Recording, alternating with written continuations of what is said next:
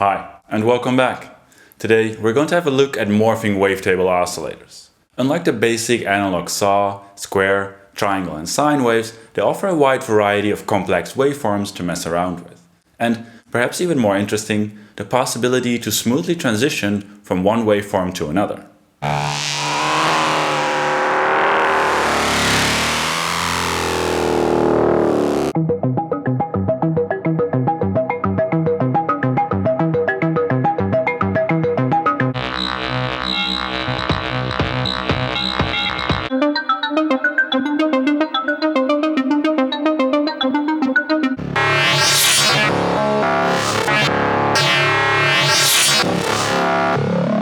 I'll be using the Synths black wavetable oscillator in my examples. So we'll start with a quick overview of that module before we dive into some patches. If you'd like to support this video series, or you want to get access to the PDF sheets of the illustrations I use in this and many of my other videos, have a look at my Patreon.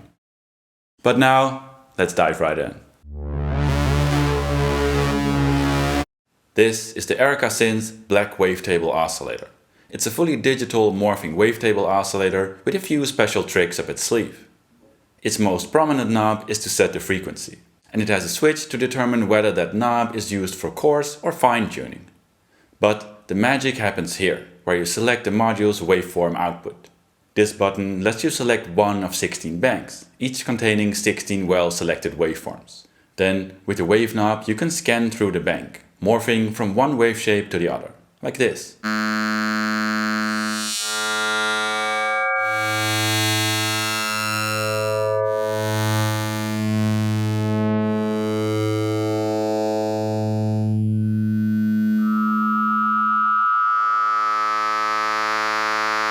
Each bank has unique waveforms and a different character.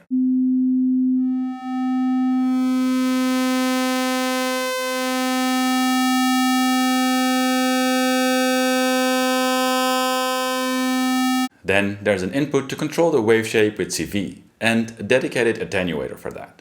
There's also a 1 volt per octave input, of course, for melodic purposes.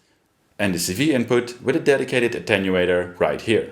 It's normally routed to the frequency modulation, but you can also use this input to control the wavetable bank, internal VCA or the built-in bit crusher, which also has a manual knob over here.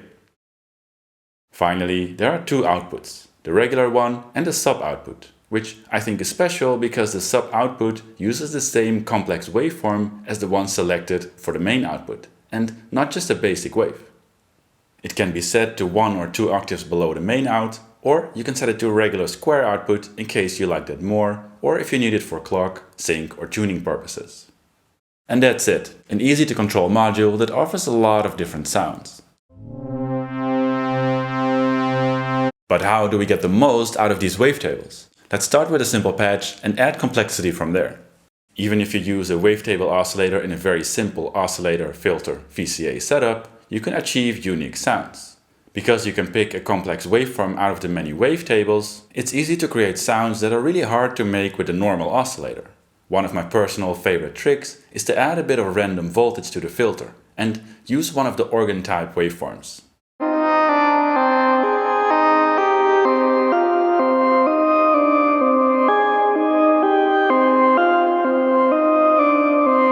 An easy step up from that is to take the same simple voice, but now route the slow random voltage to the wavetable input. This way, we add some subtle modulation over time. With wavetables, this works well in many sounds. For example, to add some movement to a very low-tuned constant drone.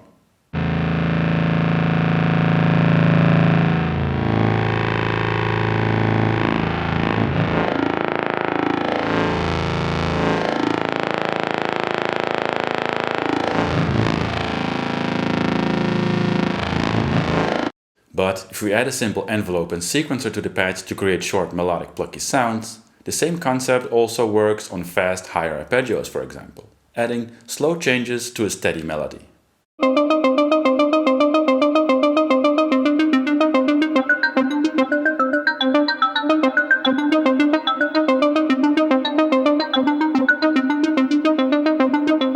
If you don't like the random aspect of this, you can exchange the random voltage for something more controlled. An interesting trick is to send a clock source to a clock divider. and have different divisions trigger simple attack decay envelopes or re-trigger LFOs. If you send the envelopes and LFOs to a mixer and then the waveshape CV input of the oscillator, you can create more complex but tempo-synced rhythmic modulation in the waveshape.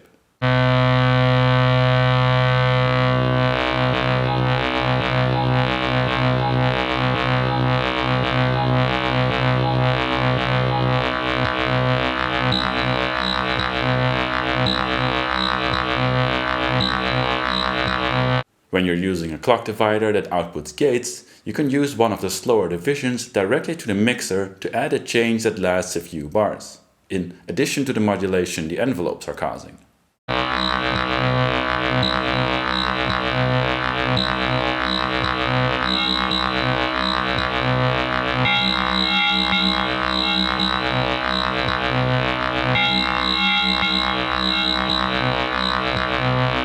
If you want to have more control over the rhythm, you can replace the clock and divider with a couple of pattern sequencers. The Beatstep Pro, for example, is a powerful tool for that. It's easy to program, change, mute and unmute the different patterns, which is great for performing.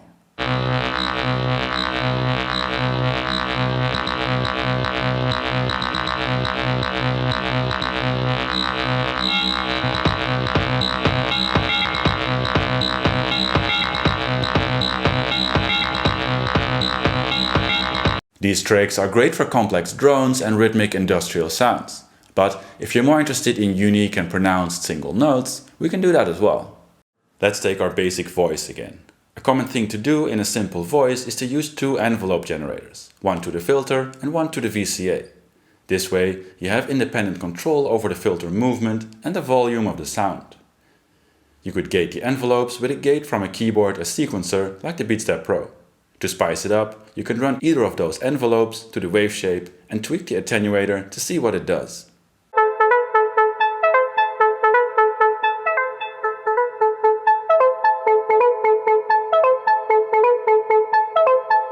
Something I like to do is use the Beatstep Pro to control the pitch of the Wavetable oscillator and use the gate on an attack hold-release envelope, which is sent to the filter and VCA, so the sound stays audible if you hold a note for a longer time. And at the same time, use that same gate to two other attack decay envelopes. One with a very fast attack and short decay to create a little bit of movement in the beginning of the sound.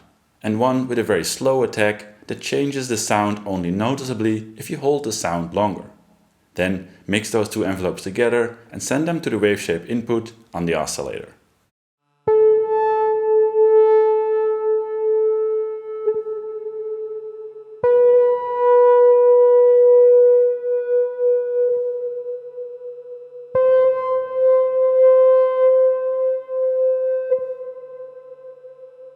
Remember that the wave knob selects the wave shape within the wavetable bank that you'll hear without any modulation. If you send it a modulation and want to go further on in the wavetable bank, you have to use a positive voltage. But if you like a shape that comes earlier on in the wavetable bank, you'll have to apply a negative voltage. The black wavetable oscillator can receive negative voltages, but does not have an inverting attenuator. So sometimes you might want to invert a certain voltage. I use the IntelliGel Triad or Happy Nerding 3x Mia a lot for this. These are mixers with attenuverters or polarizing mixers, and are an easy way to mix multiple signals and dial in how much positive or negative effect you want from each. For example, invert the first envelope we used on the transient of the sound, so it goes back in the wavetable bank, and use a positive version of the second envelope to go up in the bank. If you'd like to learn more about detailed CV control, have a look at my video about modular utilities. A more simple but very dynamic way to bring changes to your sound is sending the output of a sequencer to the waveshape. This way you can practically dial in a different waveform for each step. This works great if you use different sequencers for the melody and waveshape and set them to different lengths. Here's an example with the Korg SQ1. There's a 3-step sequence going to the melody and a 7-step sequence going to the waveshape.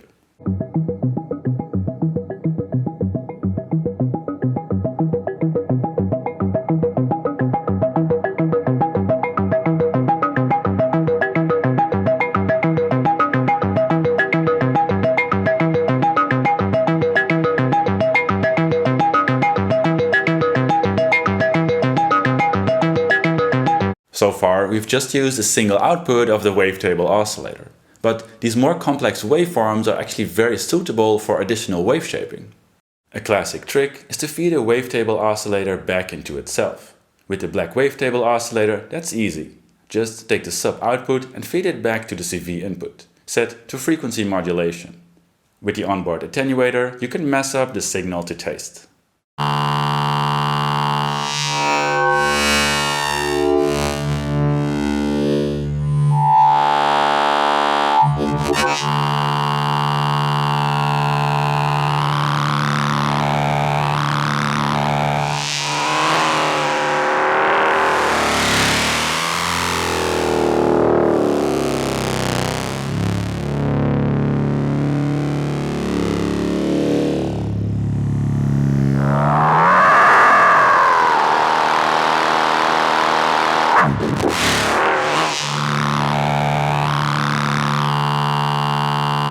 Or, of course, feed the signal back to the wave shape input.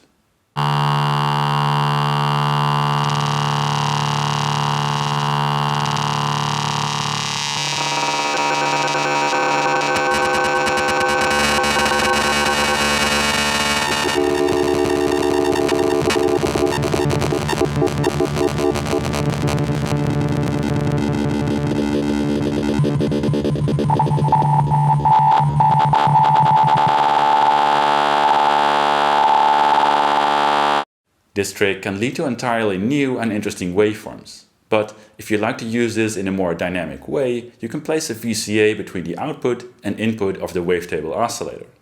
This way, you can have something like a slow LFO control the amount of self-modulation.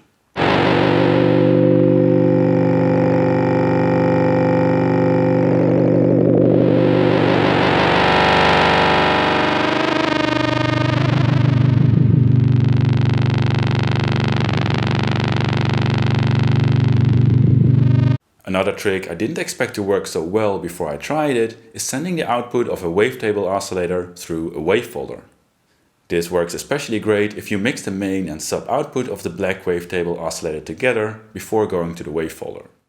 Here I scrubbed through the same wavetable 3 times. First with just a single output, then with a wavefolder behind it, and then with the main and sub output mixed together through the wavefolder.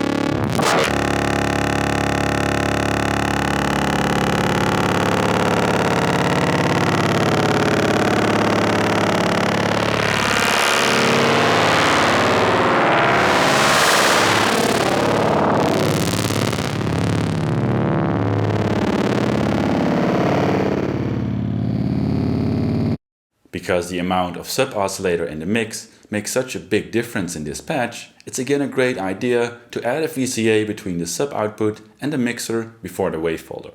This way you can control the sound with an LFO or envelope again. Finally, because the black wavetable oscillator offers the possibility to switch banks, I'd like to mention it briefly. When you switch banks with external CV though, you get an instant change instead of a smooth morphing transition. However, this can lead to very interesting digital and glitchy kind of sounds. For example, when you use a slow, smooth random voltage to the waveshape input, and at the same time switch between different banks with a CV sequencer. In this case, I use a CV sequence from the Korg SQ1.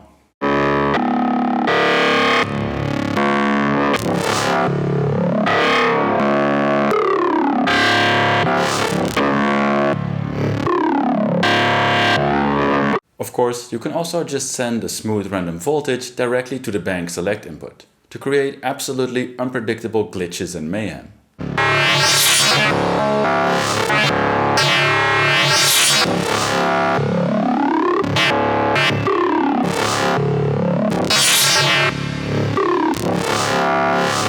If you'd like to learn more about ways to create dynamics in patches, have a look at my video about voltage controlled LFOs as well. And if you want to see more modular content from me, smash that like, subscribe and bell button. But that's it for now. Thanks for watching and see you next time.